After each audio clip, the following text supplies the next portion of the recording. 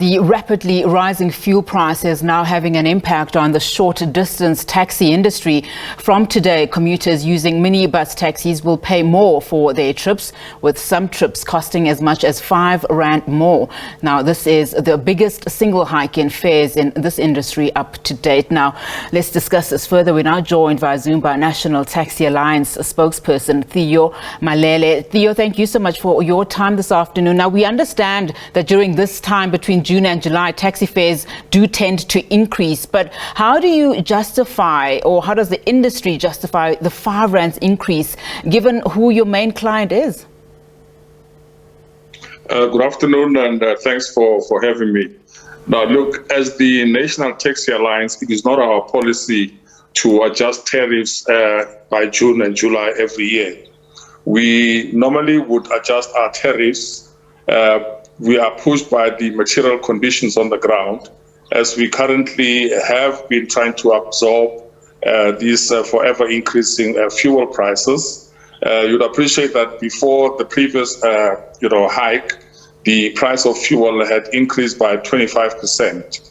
And we have since tried to look at ways and means of mitigating amidst the very challenges that taxi operators are facing. They're busy losing their vehicles through repossessions, and we are unable to even meet the maintenance standards that we would like to achieve by virtue of the cost structures that have actually gone so high. Yes, we understand that we are a community-based business, which is why we would want to always try and not hit our commuters very, very heavily. That is the reason behind this fuel increases, for which we had benchmarked between 25 and 30% for associations to actually adjust.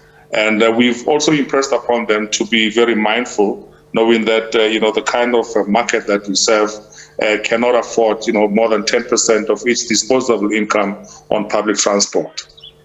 And unfortunately, we have seen over the years, particularly people spending more than that, especially those that have to commute and use up to 3 taxis at a time, which does, take a huge chunk out of their pocket. I mean, one person being asked the question, do I choose between food and transport? That becomes a problem.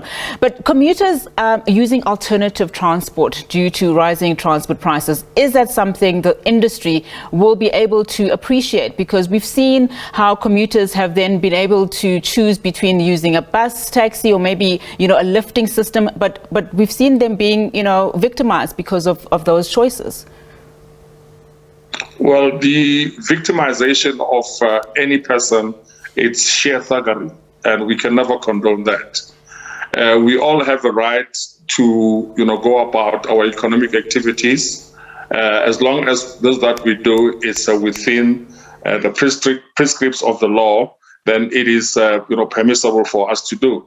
Look, we cannot close out issues of competition, as long as even those that compete against us do this within the confines of the law. Then we do not have a problem. Absolutely.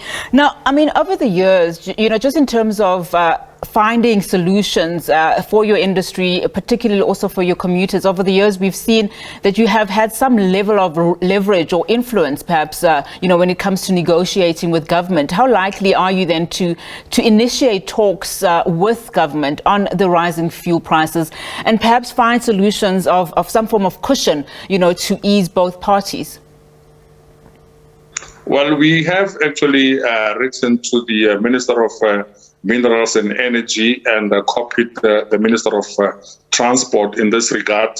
We are actually proposing that what we have at our disposal at this juncture, it's if government could actually look into the aspect of reviewing or rather exempting the taxi industry from some of the fuel taxes and fuel levies.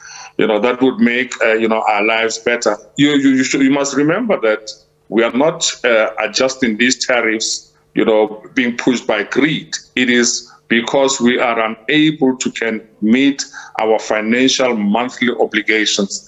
As a business, we too need to actually survive, and we cannot survive if we do not show a profit. That's just unfortunate. And Theo Malele, take us into then, that picture and paint it for us in terms of just how hard a time it has been for taxi owners, during this time, particularly during COVID-19. We do hear in some quarters many saying that the South African economy is likely to go back, if not already, to pre-COVID days. But how has it been for you as an industry to survive? Yeah, in terms of rents and cents, with this current increases, this, a petrol-propelled vehicle will hit us by 6,000 rands plus every month. And a diesel-propelled will be just around 3,025 rands per month. That's a huge chunk of money if you come to think of the kind of installments that the taxi industry pays towards their vehicles. We're paying between 15,000 and 17,000 rands per vehicle per month, and this is at times an amount of revenue that we're not even able to generate. And more especially, coming out of COVID, and just when you thought you were like breathing, then wallop, we are hit by fuel increases. So it's been very, very difficult. All right, Theo Malele, thank you so much for your time and for coming on to the program this afternoon.